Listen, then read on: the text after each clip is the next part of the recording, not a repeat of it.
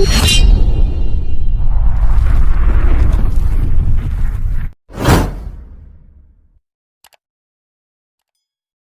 दोस्तों, आप सबके फिर से बहुत बहुत स्वागत है हमारे इस YouTube चैनल पे। ठीक है दोस्तों, और आज का हम इस वीडियो में बात करेंगे ये पावर सप्लाई जो है 1005 प्रिंटर का जो पावर सप्लाई होता है इसके बारे में बात करेंगे, इसकी रिपेयरिंग के बारे में बात करेंगे और इसको कैसे रिपेयर करेंगे ये भी बताएंगे, इसके प्रॉब्लम सॉल्यूशन के बारे में बताएंगे और इसमें क्या क्या फॉल्ट आता है, कहाँ से फॉल्ट आता है, ये सारी चीजें हम लेकर इसमें बात करने वाले हैं। तो जैसे कि आप सभी जानते हैं कि 1005 जो प्रिंटर है उसका जो पावर सप्लाई है दो वेरिएंट में आता है। एक आता है STR वाला मॉडल, ठीक है, जिसके पीछे जिसमें STR लगा होता है, और एक आता है विदाउट STR मॉडल, ठीक है, जिसमें सिंगल आपको एक ऐसी IC या मोस्फेट के थ्रू आपको ये मोस्फेट के थ्रू आपको सप्लाई डाइवर्ट कराई जाती है। ठीक है, तो एक्चुअली अभी जो सबसे ज्यादा हमारे मार्केट में जो है चल रहा है आपको STR वाला। तो आज हम बात करने वाले हैं सिंपली STR वाले के बारे में, फिर इसके बाद अगले वीडियो में हम इसका भी वीडियो आपको देंगे। ठीक है, तो चलिए, तो सबसे पहले तो हम इसको जानते हैं कि इसका प्रॉपर प्रॉब्लम सॉल्यूशन और कैसे इस पे ट्रेसिंग करना है, क्या क्या चेक करना है। ठीक है दोस्तों, तो चलिए, तो सबसे पहले इस वीडियो में हम बात करेंगे इसका कि इसमें सप्लाई सीक्वेंस कैसे बनता है, कहाँ से सप्लाई क्या होके कैसे स्विचिंग होता है, फिर सप्लाई आगे कैसे आउट होता है और किस किस सेक्शन में जाता है, कौन सा सेक्शन किसके लिए कार्य करता है। चलिए दोस्तों, शुरू करते हैं। तो सबसे पहले बात करेंगे कि इनपुट सेक्शन की, जैसे कि और भी जो पावर सप्लाई होते हैं उसके थ्रू वो इतने बड़े नहीं होते हैं जिससे हमें अलग अलग सेक्शन में डिवाइड करना पड़े। तो ये जो बड़ा पावर सप्लाई है इसको हमने क्या किया है कि 4 ठो सेक्शन में डिवाइड कर दिया है। ठीक है, ये जो है आप देख रहे हैं कि ये जो लाइनिंग है इस सेक्शन को हम इनपुट सेक्शन में, हम इसको इनपुट सेक्शन बोले तो प्राइमरी सेक्शन, इसको हम प्राइमरी सेक्शन में इसको हमने डिवाइड कर दिया है। और यहाँ पे होता है आपका आउटपुट सेक्शन। ठीक है, ये हो गया आपका, ये जो लाइन देख रहे हैं ये वाला जो एरिया है आपका, ये टोटल ये आपका हो गया प्राइमरी सेक्शन। ठीक है, ये वाला एरिया हो गया है आपका आउटपुट सेक्शन। ये जो एरिया होता है आपका ये printing section, light printing, dim printing और ओके प्रिंटिंग आ रहा है कि नहीं उसके लिए। और ये जो आपका एरिया होता है यहाँ पे ये जो होता है आपका फ्यूजर यूनिट के लिए। ठीक है, तो आई होप दोस्तों कंटिन्यू वीडियो को लास्ट तक बने रहिएगा। अगर प्रिंटर, लैपटॉप, डेस्कटॉप अगर रिपेयरिंग सीखना है तो आप हमारे स्क्रीन पर दिए हुए नंबर पे कांटेक्ट कर सकते हैं। ठीक है, तो चलिए दोस्तों आगे बढ़ते हैं। तो सबसे पहले तो हम देखेंगे कि ये जो आपका पावर सप्लाई है, ठीक है, ये कैसे काम करता है। तो यहाँ पे देखेंगे कि ये सप्लाई जो है यहाँ पे हम इनपुट आपका पावर केबल डायरेक्ट लगा के, ये स्विच है यहाँ पे। ठीक है, तो पावर केबल यहाँ पे लगा के हम स्विच ऑन करते हैं। जैसे ही स्विच ऑन करते हैं ये सप्लाई आपको यहाँ से, ये देखेंगे कि यहाँ से बढ़ते हुए ये सप्लाई आपको आती है यहाँ पे कॉइल पे, कॉइल से फिर जंप होकर सीधे जाती है ये ब्रिज रेक्टिफायर डायोड पे। ठीक है, ये सप्लाई ब्रिज रेक्टिफायर डायोड पे जाती है, फिर यहाँ से ये सप्लाई आपको आगे जाती है और ये यहाँ पे लगा हुआ है मेन फिल्टर कैपेसिटर। ठीक है, मेन फिल्टर कैपेसिटर से ये सप्लाई आपको जाती है STR पे और फिर ये सप्लाई आगे बढ़ते हुए ये आपको इधर तीन ऑटो कपलर लगे हैं वो उसमें जाती है। तो चलिए हम एक बार इधर से भी आपको दिखा देते हैं, व्यू दिखा देते हैं कि देखिए यहाँ पे ये आपका इनपुट हो गया, यहाँ पे ये आप सप्लाई इन हो रहा है और यहाँ से सप्लाई आपको आगे फ्यूज वगैरह से लगे हुए हैं। यहाँ पे नॉन पोलराइज कैपेसिटर लगा हुआ है, यहाँ पे TVR लगा हुआ है, यहाँ पे लगा हुआ है NTC। ठीक है, यहां से सप्लाई होते हुए कॉइल पे जाएगा, फिर कॉइल से होते हुए ब्रिज रेक्टिफायर डायोड पे जाएगा और यहां से फिर सप्लाई आपको जाता है मेन फिल्टर कैपेसिटर पे। अब यहाँ पे जो सप्लाई आपको जो मिलता है AC से DC, ये जो ब्रिज रेक्टिफायर डायोड है ये आपको AC से DC में जब कन्वर्ट करके यहाँ पे जो सप्लाई देता है वो आपको मिलता है लगभग आपको 300 से लेके 350 वोल्ट के DC वोल्ट आपको यहाँ पे सप्लाई मिलता है। ठीक है, यहां से जो सप्लाई जो आपको आगे बढ़ता है जाता है STR पे। तो यहाँ पे STR एक्चुअली टूट गया है तो कोई नहीं, हम यहाँ पे देखें कि ये STR की पिने हैं। ठीक है, ये STR, तो एसटीआर को अगर आपको पता करना है कि आपका जो एसटीआर है वो सही है या सही नहीं है, इसके लिए यहाँ पे देखें कि ये लास्ट वाला जो 2 पिन है, यहाँ पे देखें कि लास्ट वाला 2 पिन है, इसको आप बजर पॉइंट पे या डायोड रेंज पे रख कर जब सेट करेंगे तो एक साइड से वैल्यू देगा और एक साइड से वैल्यू नहीं देगा। ठीक है, अगर एक साइड से वैल्यू दे रहा है, एक साइड से वैल्यू नहीं दे रहा है तो ये ओके है। अगर बीप कर रहा है तो आपका एसटीआर खराब हो सकता है या ट्रैक शॉर्ट हो सकता है। अगर दोनों तरफ से वैल्यू दे रहा है तो ये आपका जो एसटीआर है ये लीकेज भी हो सकता है। ठीक है, तो आगे देखेंगे कि ये जो एसटीआर है, इस एसटीआर को ऑपरेट करने के लिए मेजर यहाँ पे 4 कंपोनेंट लगे हैं। जैसे आपको हम बता दें कि यहाँ पे देखें कि एक यहाँ पे लगा हुआ R510, एक यहाँ पे लगा हुआ है, जो दूसरा है R, यहाँ पे देखें कि दूसरा जो है R502 यहाँ पे जो लगा हुआ है, तीसरा है R504 जो यहाँ पे लगा हुआ है, और चौथा जो है R506। ये चारों रजिस्टर ये आपको एसटीआर को ऑपरेट करने के लिए यहाँ पे यूज किए जाते हैं या लगाए गए हैं। ठीक है, अगर इसमें से कोई किसी का भी अगर वैल्यू शिफ्ट हो जाता है या लीकेज हो जाता है तो आपका एसटीआर ऑपरेट नहीं होगा और ये आपका एसटीआर काम नहीं करेगा। इसके अलावा आप देखेंगे कि यहाँ पे 3 ठो यहाँ पे आपको ऑटो कपलर आईसी लगाए गए हैं। जैसे कि आप देख रहे हैं कि यहाँ पे 3 ठो जो ये ऑटो कपलर आईसी लगाए गए हैं, ये मोस्टली स्विचिंग के लिए लगाया गया है, जो अलग अलग कार्य करता है। और यहाँ से इसके अलावा इस एसटीआर के अलावा और भी यहाँ पे देखें कि यहाँ पे जो डायोड लगाए गए हैं, ये जो डायोड है, रजिस्टर है, और ये 3 आपका जो ये सप्लाई यहाँ पे जो ऑटो कपलर आईसी लगा है स्विचिंग के लिए, और यहाँ पे देखें कि 3 ठो पोलराइज कैपेसिटर भी लगा हुआ है। तो ये आपका जो ऑटो कपलर आईसी है, ये आपका पोलराइज कैपेसिटर है, डायोड है और रजिस्टर है। इन सब का कंप्लीट कोऑर्डिनेशन से ये आपको कंप्लीट इसको पावर सप्लाई जो होता है ये आउट करता है, यानी जो आपका एसटीआर है ये कार्य करता है और पावर सप्लाई को आउट करता है, यानी इसी को हम एसएमपीएस बोलते हैं, स्विच मोड पावर सप्लाई। और जैसे ही ये सारा जब आपस की मतलब जितने कंपोनेंट लगे हैं ये सारे कोऑर्डिनेशन होते हैं, आपस में मिलकर जब वर्क करते हैं तो ये सप्लाई यहाँ से आपको सेकेंडरी में आउट करता है। तो पहला सेक्शन तो हमारा ये कंप्लीट हो गया। प्राइमरी सेक्शन जो आपको ये यहाँ से ऐसे ऐसे काम कर रहा है। और फिर से एक बार हम आपको रिवाइज करा दें कि एसटीआर के पास लगे जो रजिस्टर है 510, 502, 504 और 506, ये चारों मेन कंपोनेंट एसटीआर को स्विचिंग कराने के लिए लगा होता है। ठीक है, इन चारों कंपोनेंट में से कोई भी अगर लीकेज या वैल्यू शिफ्ट हो जाता है तो ये अभी हम जो आपको बता रहे थे कि इसमें जो इन चारों कंपोनेंट में से कोई भी लीकेज होता है या वैल्यू शिफ्ट हो जाता है, जैसे ये आपको रजिस्टर है जो यहाँ पे है 1, 2 और 3 और 4, इन चारों में से किसी का अगर वैल्यू शिफ्ट हो जाता है या लीकेज हो जाता है तो आपको क्या होगा कि आपका एसटीआर वर्क नहीं करेगा, काम नहीं करेगा।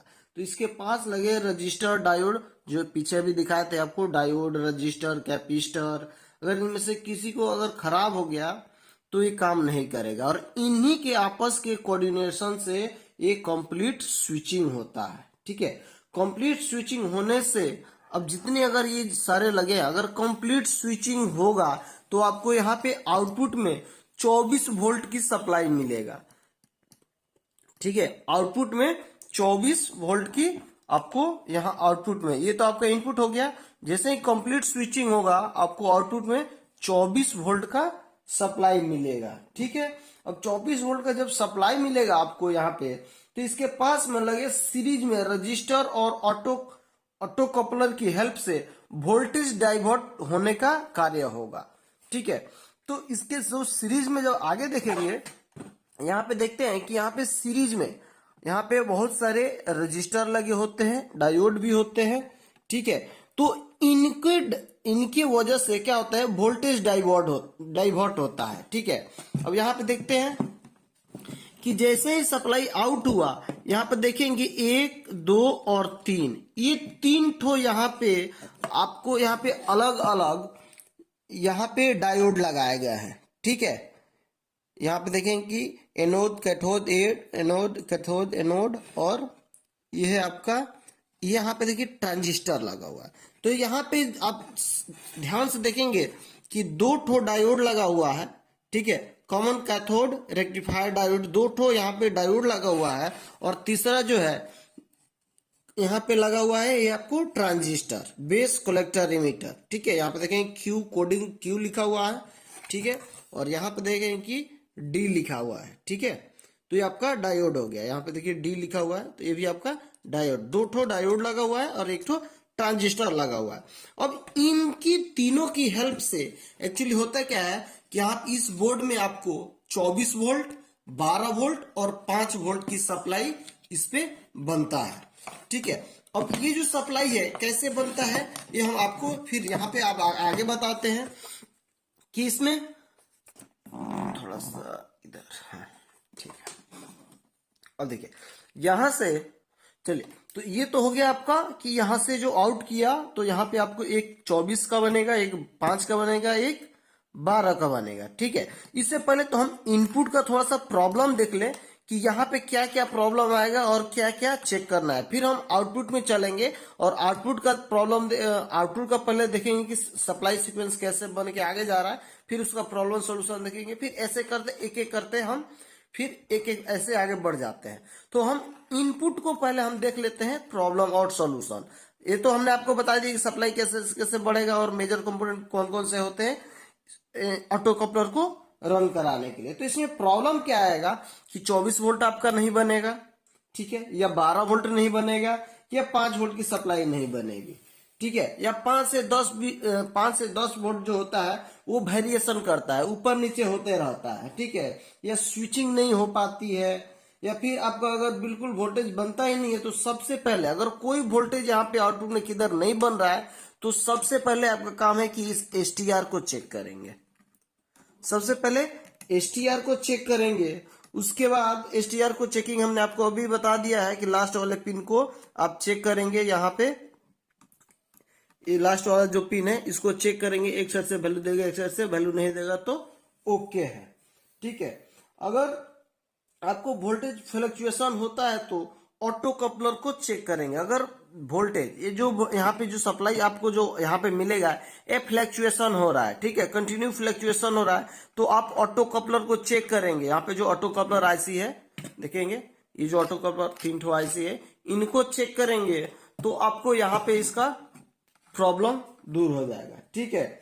अगर 5 से 10 वोल्ट वेरिएशन करता है तो इसके पास लगे रजिस्टर चेक करेंगे, ठीक है। अब यहाँ पे देखेंगे कि एक यहाँ पे रजिस्टर लगा हुआ है, एक यहाँ पे रजिस्टर लगा हुआ है, एक यहाँ पे रजिस्टर लगा हुआ है, एक यहाँ पे रजिस्टर लगा हुआ है, ठीक है।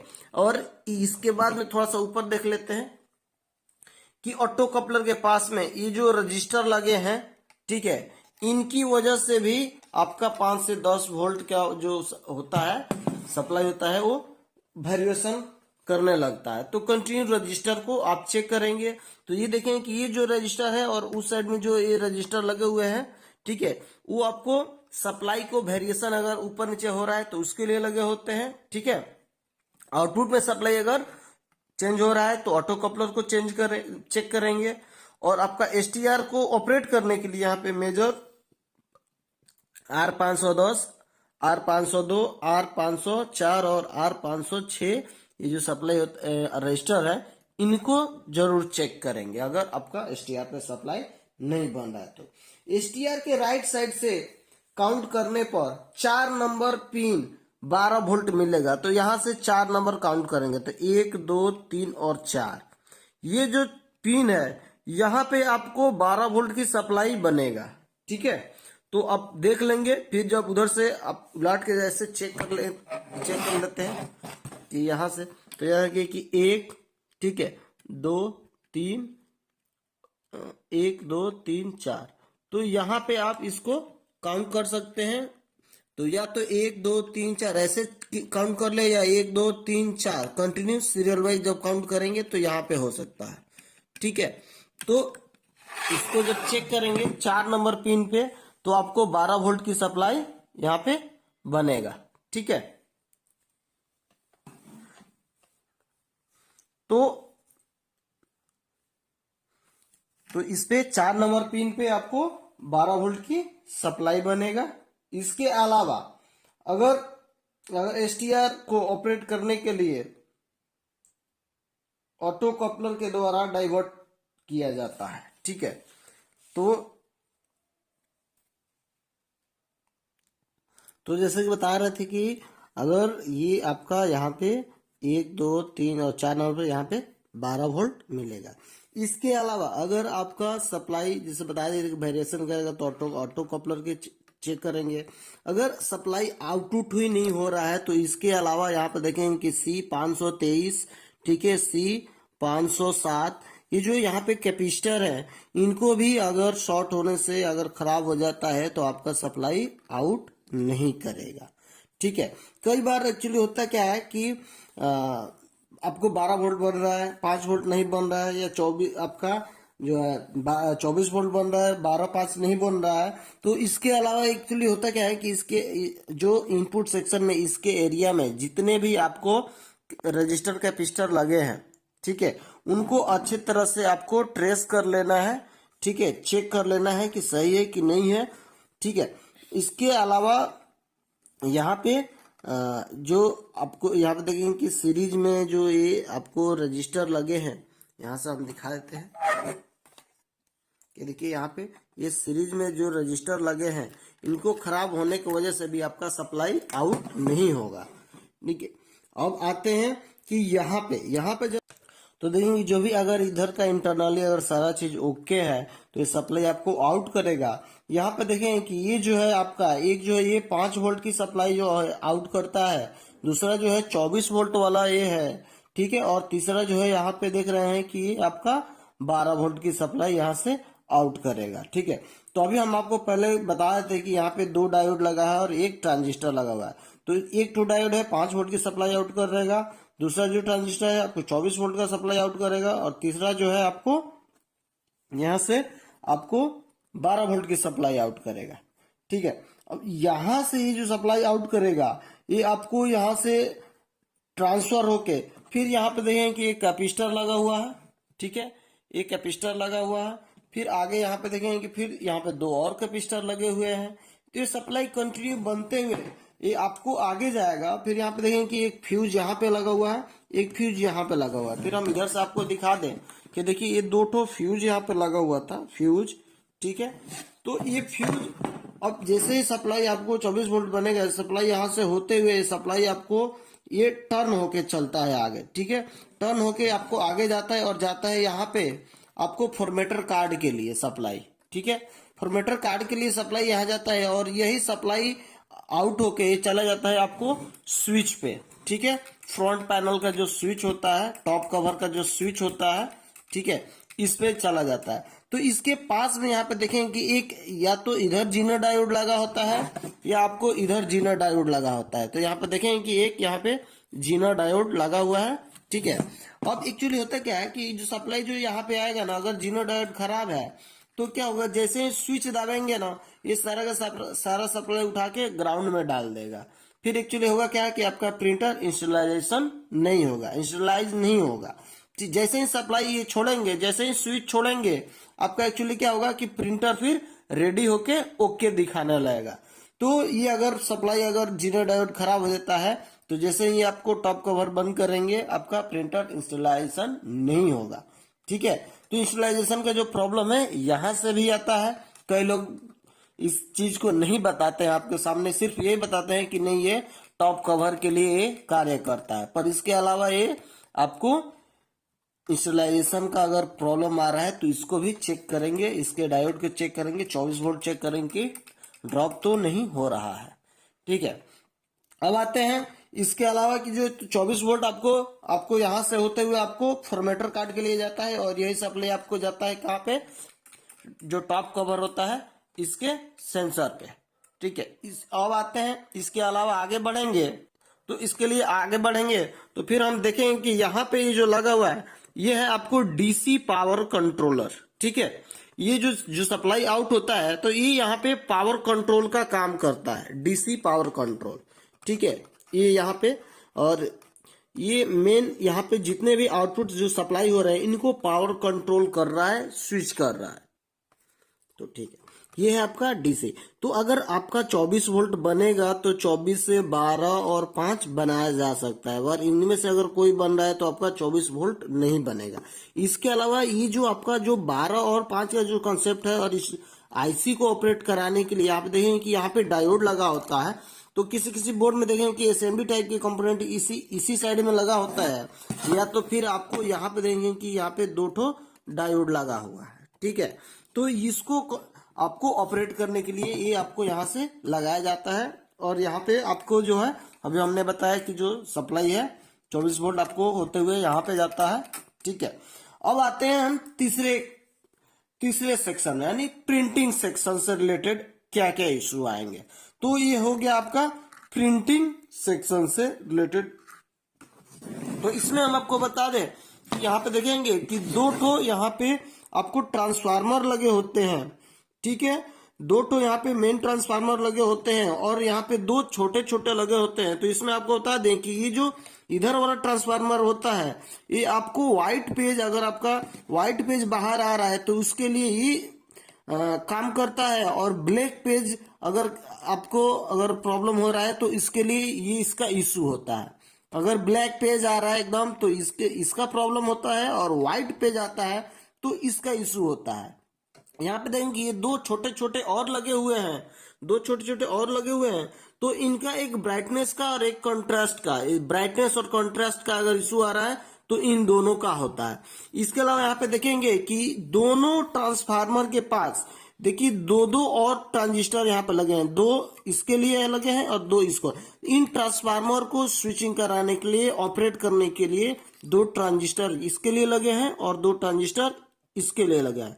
और यहाँ पे देखेंगे कि एक पोलराइज कैपेसिटर इसके लिए लगा हुआ है और एक पोलराइज कैपेसिटर इसके लिए लगा हुआ है। तो इनमें से अगर कोई खराब हो गया तो आपका ब्लैक पेज आएगा, और इनमें से तीनों में से एक ट्रांसफार्मर, 2 ट्रांजिस्टर और एक कैपेसिटर, इनमें से अगर कोई खराब हुआ तो इसका इश्यू आएगा। ठीक है, मतलब कि आपका व्हाइट पेज ही निकलेगा, और इसका इश्यू आएगा तो व्हाइट पेज, और इसका इश्यू आएगा तो ब्लैक पेज। इसके अलावा अगर आपका ब्राइटनेस और कंट्रास्ट, अगर आपका प्रिंटिंग ओके नहीं आ रहा है, प्रिंट ले रहे हैं पर आपका धुंधला आ रहा है, या कंट्रास्ट मतलब ज्यादा हो रहा है या कम हो रहा है, इससे रिलेटेड यहाँ पे ये 2 ठो आपको ट्रांसफार्मर लगे हैं, इन दोनों का प्रॉब्लम होता है। तो इनको भी ऑपरेट करने के लिए यहाँ पे देखेंगे कि एक यहाँ पे ट्रांजिस्टर लगे हुए हैं। ठीक है, एक ट्रांजिस्टर, एक रजिस्टर, एक जीना डायोड। ठीक है, फिर यहाँ पे देखेंगे एक ट्रांजिस्टर, एक रजिस्टर और एक जीना डायोड। ये इनके लिए भी ये 3 चीजें यहाँ पे कॉमन लगा हुआ है। ठीक है, तो इसको भी आपको चेक करना है कि खराब है कि सही है। ये आप तभी कर सकते हैं, चेक तभी कर सकते हैं जब अगर आपको चिप लेवल काम आता हो, कंपोनेंट की नॉलेज हो और इसकी काम कर लेते हो, तभी ये आपको प्रॉपर आपको समझ में आएगा। ठीक है, फिर से एक बार हम आपको रिवाइज करके बता दें कि देखिए 2 बड़े ट्रांसफार्मर प्रिंटिंग के लिए होते हैं। ठीक है, एक और ये 2 होते हैं, और 2 छोटे छोटे होते हैं। ठीक है, ट्रांसफार्मर ब्राइटनेस और कंट्रास्ट के लिए। ठीक है, अब देखिए नीचे वाला जो आपका ट्रांसफार्मर है ये व्हाइट पेज के लिए, ठीक है, जिम्मेदार होता है, और ऊपर वाला जो होता है ब्लैक पेज के लिए जिम्मेदार होता है। अगर इसका इशू है तो ब्लैक पेपर आपका आउट होगा, और इसका इशू आएगा तो व्हाइट पेज आपका बाहर निकलेगा। ठीक है, और इन दोनों ट्रांसफार्मर के लिए यहाँ पे देखेंगे कि ये दोनों कैपेसिटर लगे हैं और 2 ट्रांजिस्टर भी लगे होते हैं। ठीक है, तो यहाँ पे देखेंगे कि 4 ठो ट्रांजिस्टर टोटल लगा हुआ है और 2 ठो कैपेसिटर। तो इनको जरूर आप चेक करिएगा। ठीक है, प्रॉपर अगर प्रिंटिंग क्वालिटी नहीं मिल रहा है तो शार्प प्रिंटिंग आ रहा है या ब्लैक सील्ड प्रिंटिंग आ रहा है, तो कि इस केस में छोटी वाली जो दोनों लगी है, ठीक है, छोटी वाली, इसको बहुत लोग कॉइल भी बोलते हैं और ट्रांसफार्मर भी बोलते हैं। तो इन दोनों का जिम्मेदार होता है। इसके साथ में लगे ट्रांजिस्टर का भी इशू आता है और यहाँ पे रजिस्टर और डायोड का भी इशू आता है। तो अगर व्हाइट पेज बाहर अगर आ रहा है या ब्लैक पेज प्रिंटिंग बाहर आता है तो इस सेक्शन से रिलेटेड यानी प्रिंटिंग सेक्शन से रिलेटेड प्रॉब्लम आपको आएगा। तो इस सेक्शन को मल्टीमीटर से चेक किया जा सकता है या आईसी, ठीक है। ये जो यहाँ पे देखेंगे कि आईसी, तो देखेंगे कि अगर आपको, ये तो हो गया इस सेक्शन का, ठीक है। अगर इसके अलावा इस सेक्शन में अगर व्हाइट पेज बाहर आता है या ब्लैक प्रिंटिंग अगर पेज बाहर आता है तो इस सेक्शन के पास में लगे LM324 आईसी, यहाँ पे देखेंगे कि पास में कि यहाँ पे इस पे लिखा हुआ है, क्लियर आपको दिख रहा होगा कि LM324 यहाँ पे देखेंगे कि आईसी है, ठीक है।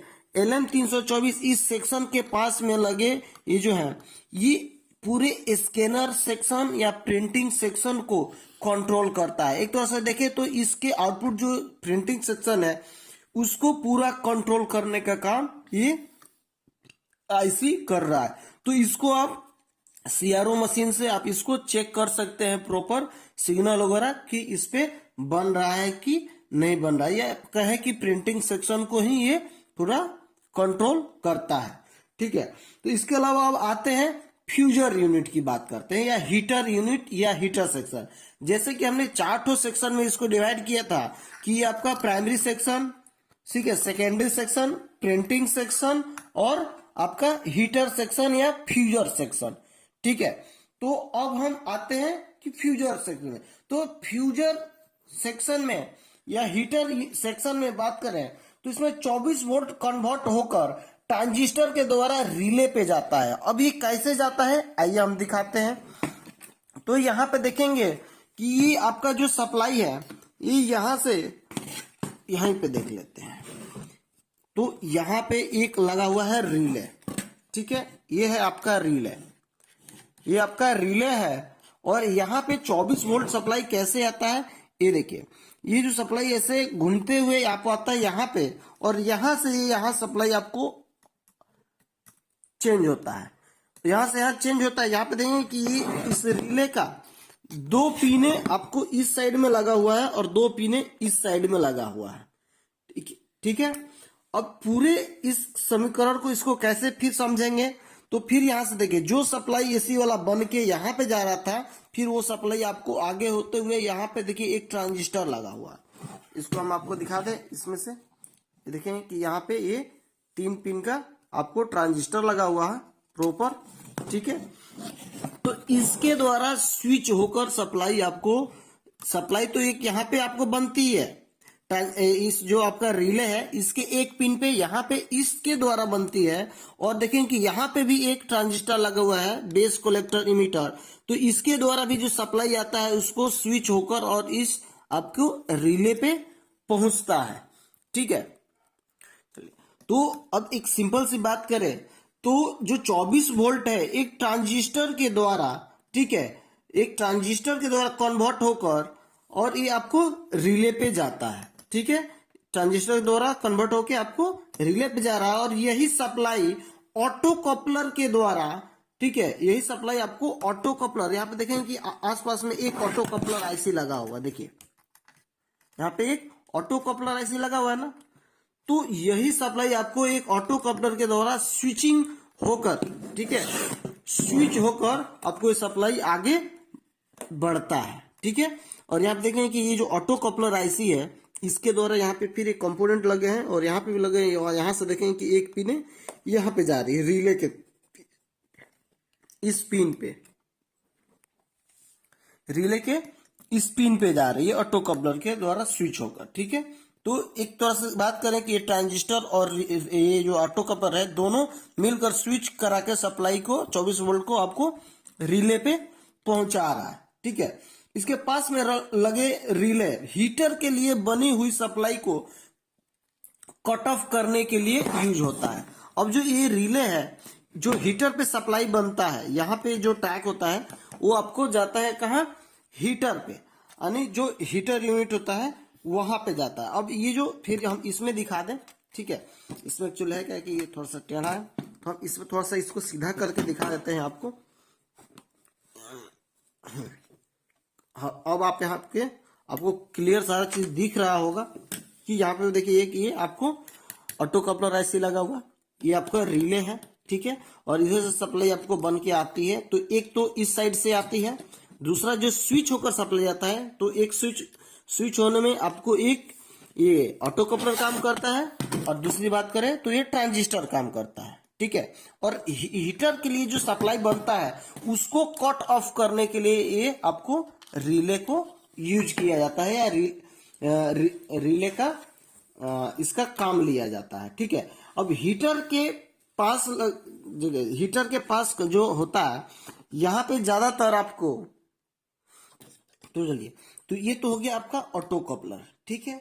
अब थोड़ा सा आते हैं कि देखिए इस कनेक्टर के पास आपको कई तरह के जो आपको अलग अलग तरह के ट्रांजिस्टर भी मिलते हैं, ठीक है। जो इसका नाम होता है BCR 5PM या BCR 8PM या BCR 4PM, ठीक है। ये भी आपको ट्रांजिस्टर लगा हो सकता है इसके पास में, ठीक है। तो जो अपग्रेड वाले होंगे उस पे आपको मिल जाएंगे। इसके अलावा जो AC सप्लाई आता है, ठीक है, AC सप्लाई जो आपका यहाँ पे आपका जो है ये देखेंगे कि ये जो ट्रांजिस्टर है, ठीक है, इसी की हम बात कर रहे थे, BCR 8PM, BCR 5PM और BCR 4PM। तो ये जो सप्लाई है 24 वोल्ट कन्वर्ट होकर आपको इस ट्रांजिस्टर के थ्रू और ऑटो कपलर के थ्रू ये कन्वर्ट होकर आपको रिले पे आती है। फिर जो AC सप्लाई है, जो ये यहाँ पे एक देखें कि एक 3 पिन का ट्रांजिस्टर लगा हो सकता है, ठीक है। ये आपको यहाँ पे BCR 5PM, BCR 8PM, BCR 4PM यहाँ पे लगा हो सकता है। तो जो AC सप्लाई है ये जो कन्वर्ट होकर यहाँ पे आता है, और यही सप्लाई आपको इस कनेक्टर पे, यानी जो हीटर का कनेक्टर होता है, फ्यूजर के कनेक्टर जो होता है, इसके लिए सप्लाई ये यहाँ पे जाता है। ये जो 24 वोल्ट जो है ऑटो कपलर और ट्रांजिस्टर के थ्रू जो कन्वर्ट होकर आपको आता है, ये आपको आता है ये जो आपका रिले है इस पे, ठीक है। और यहां से जो स्विच होकर आपको रिले पे जाता है, ठीक है, हीटर पे रिले पे जाता है और हीटर पे भी जाता है, ठीक है। तो यहां से जो स्विच होकर रिले पे आया और यही सप्लाई आपको हीट होकर आपको कहाँ चला गया, इस कनेक्टर पे, यहां से चला गया आपको हीटर यूनिट में या फ्यूजर यूनिट कह सकते हैं। 24, अब यहाँ पे वही अभी हम जो बता रहे थे कि 24 वोल्ट जो होता है वह ट्रांजिस्टर और ऑटो कपलर के थ्रू कन्वर्ट होके आपको यहाँ पे आता है, और ये जो डायरेक्ट सप्लाई जो आता है इसके थ्रू कन्वर्ट होके सप्लाई AC सप्लाई जो है आपको फ्यूजर यूनिट में जाता है, ठीक है। बोर्ड पे कनेक्टर एक्चुअली होता है 102 और 204, ये दोनों हीटर के लिए यूज होता है। तो हम देख लेते हैं कि बोर्ड में 102 और 204 कहाँ पे है। तो यहाँ पे देखेंगे कि कनेक्टर यहाँ पे देखिए 204, ठीक है, थोड़ा सा पास में, हाँ, ठीक है। देखें कि यहाँ पे ये जो कनेक्टर है 204 और 102, तो 102 देखेंगे कि यहाँ पे किधर है, 102 और 204, ये जो दोनों जो कनेक्टर हैं यहाँ पे देखिए कि यहाँ पे है 102, सॉरी यहाँ पे टूट चुका है, तो हम इस बोर्ड में दिखाने की कोशिश करेंगे कि देखेंगे कि यहाँ पे आपको 102, यहाँ पे देख रहे हैं 102 ये कनेक्टर हुआ, और 204 देखेंगे कि इधर कहीं होगा आसपास में, तो यहाँ पे है, ठीक है, 204, तो ये कनेक्टर हो गया आपका 204, ठीक है। ये दोनों आपको हीटर के लिए यूज होता है। तो ये जरूर ध्यान रखें कि अगर आपका जो फ्यूजर यूनिट में अगर प्रॉब्लम आ रहा है, सप्लाई से रिलेटेड प्रॉब्लम आ रहा है, तो इस कनेक्टर को चेक करेंगे और इस कनेक्टर को चेक करेंगे। इस कनेक्टर के पीछे देखेंगे कि ये सप्लाई किससे जुड़ा हुआ है, तो ये सप्लाई फिर यहाँ पे वही जो 24 वोल्ट अगर आ रहा है, जो यहाँ पे जो इंस्टॉलेशन वाला प्रॉब्लम बता रहे थे कि 24 वोल्ट आ रहा है और जीरो डायोड खराब है, तो सारा का सारा सप्लाई जैसे ही प्रेस करेंगे सप्लाई उठा के ग्राउंड में कर देगा, और आपका जो डिस्प्ले पे इंस्टॉलेशन का प्रॉब्लम ऐसे ही दिखेगा। जैसे ही छोड़ेंगे आपका प्रिंटर, जैसे ही टॉप कवर ओपन करेंगे आपका प्रिंटर ओके शो कर देगा। ठीक है, तो इस चीज को आपको देखना है कि अगर खराब होगा तो प्रॉब्लम यहां से भी आएगा। अब बात करते हैं कि इंस्टॉलाइजेशन का। और नॉर्मली अब ये तो हो गया हमारा सारा प्रॉब्लम की कहां से बनेगा, क्या क्या बनेगा, कैसे कैसे क्या क्या लगा हुआ है। अब हम बात करेंगे कि एक्चुअली प्रॉब्लम कौन कौन सा और कहां कहां से आएगा। तो सबसे देखिए, इंस्टॉलाइजिंग का जो प्रॉब्लम होता है, बहुत सारे लोग मैसेज करते हैं, टेक्स्ट करते हैं हमेशा कि सर हमारे प्रिंटर में इंस्टॉलाइजेशन का प्रॉब्लम आ रहा है, ये आ रहा है। तो इंस्टॉलाइजेशन का मोस्टली जो प्रॉब्लम आता है कहां कहां से आता है, ये हम बात करने वाला है। तो इंस्टॉलेशन का जो मेन प्रॉब्लम होता है स्कैनर की वजह से भी आ सकता है। ठीक है, तो स्कैनर कहाँ जुड़ता है, इस सेक्शन यहां से भी आपको कनेक्ट हो, यहां से सप्लाई तो जाता ही है। ठीक है, यहां से जाता है, स्कैनर में भी अलग अलग जाते हैं। तो सबसे हम बता दें कि जहां से जुड़ा होगा आपको उसको आपको चेक कर लेना है, अगर आपके प्रिंटर में से प्रॉब्लम आ रहा है तो। ठीक है, तो स्कैनर की वजह से भी प्रॉब्लम आ जाएगा, या हीटर के वजह से भी आपको, यहाँ पे हीटर है, हीटर या सप्लाई आउट हो रहा है तो इसके वजह से भी सप्लाई आपको आपका इंस्टॉलेशन का प्रॉब्लम आ सकता है। या इंजन कंट्रोलर, यहां से जो आपको सप्लाई निकलता है, फिर इसके ऊपर देखे होंगे कि जैसे ही सप्लाई निकल के यहां से, जैसे सप्लाई निकल के आगे जाता है तो ऊपर देखे होंगे जो लेजर के ऊपर देखेंगे पतला सा एक लंबा सा बोर्ड लगा होता है जिसको इंजन कंट्रोलर बोर्ड बोलते हैं। ठीक है, इसके कनेक्टर खराब होने की वजह से भी आपको प्रॉब्लम आ सकता है। तो यहाँ पे देखें कि ये अगर कनेक्टर खराब हो गया तो इसके वजह से भी आपको प्रॉब्लम आएगा।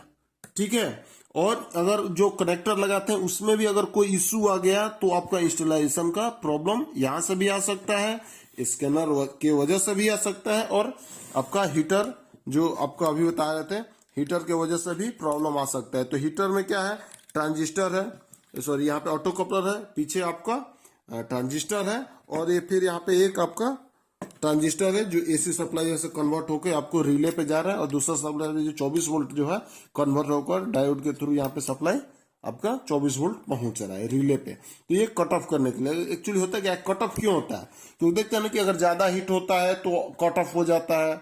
अगर ये खराब हो जाए तो क्या होगा कि आपका हीटर जल जाएगा, खराब हो जाएगा, या ये अगर ये फेल हो जाए, अगर काम ना करे। ठीक है, अगर काम ही ना करे, सप्लाई अगर जा ही नहीं रहा है, ठीक है, सारा चीज बन रहा है, तो होता क्या है कि पेपर अगर प्रिंट आउट निकलने के बाद ऐसे मिटाएंगे तो आपका जो भी डाटा होगा वो मिट जाएगा।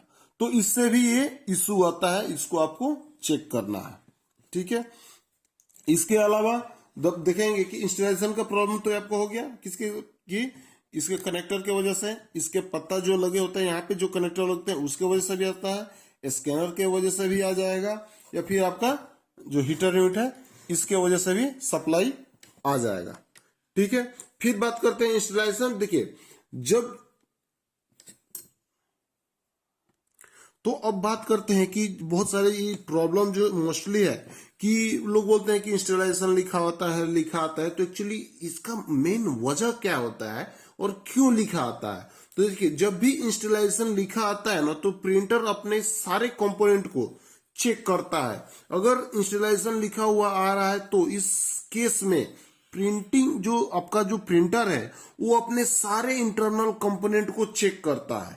ठीक है, कि कोई मिसिंग तो नहीं है, कोई खराब तो नहीं है, या फिर अगर इसमें कोई खराब होगा तो फिर वो आपको क्या होगा कि आगे नहीं बढ़ेगा, वहीं पे रुक जाएगा। ठीक है, तो इस केस में देखिए इंटरनल कंपोनेंट को भी कोई अगर मिसिंग होगा तो आपका प्रॉब्लम क्रिएट होगा। ठीक है, तो रिले भी इस केस में आपको रिले भी खराब हो सकता है। ठीक है, यहाँ पे जो आपको ये रिले लगा है ये भी खराब हो सकता है, हीटर के खराब होने की वजह से भी ये प्रॉब्लम आ सकता है, कनेक्टर खराब होगा इसके वजह से भी आपका ये प्रॉब्लम आ सकता है।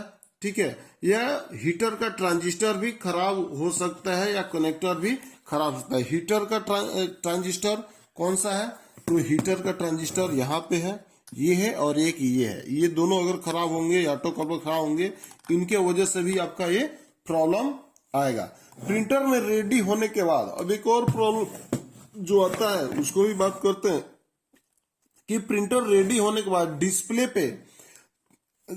पे अगर कॉपी या प्रिंटिंग लिखकर आता है, ठीक है, और आगे नहीं बढ़ता है, या कॉपी लिखा हुआ है या केवल प्रिंटिंग लिखा हुआ है और डॉट डॉट डॉट डॉट आगे बढ़ता है, जैसे प्रिंटिंग लिख दिया और 2-3 डॉट होते हैं वो कंटिन्यू चलते रहते हैं। ठीक है, तो इस तरह से भी अगर प्रॉब्लम आपको आ रहा है तो या तो ये कनेक्टर जो है सही से लगा हुआ नहीं है, या इसका जो कनेक्टर जो जा रहा है जो इंजन कंट्रोलर बोर्ड में वो भी सही नहीं हो सकता है, या किसी न किसी में इसी के बीच में कोई ना कोई प्रॉब्लम है जिसकी वजह से आपका इस तरह से जो प्रिंटिंग लिखा हुआ आता है या केवल आपको आगे नहीं बढ़ता है, या कॉपी सिर्फ लिखा हुआ आता है। तो ठीक है, इस सेक्शन में लगे ऑटो कपलर या ट्रांजिस्टर खराब होने की वजह से इनिशियलाइजिंग कॉपी लिखा हुआ डिस्प्ले पे दिखाता है। ठीक है, अब इसकी जो बात करें, इस सेक्शन में लगे ऑटो कपलर या रिले या ट्रांजिस्टर, किस सेक्शन में, तो इस सेक्शन की बात कर रहे हैं। देखिए इस सेक्शन में, या प्रिंटिंग सेक्शन ले लीजिए, उठा लीजिए, तो यहाँ पे एक लगा हुआ है ऑटो कपलर, इसी सेक्शन का है। ये ट्रांजिस्टर है, ये भी ट्रांजिस्टर है।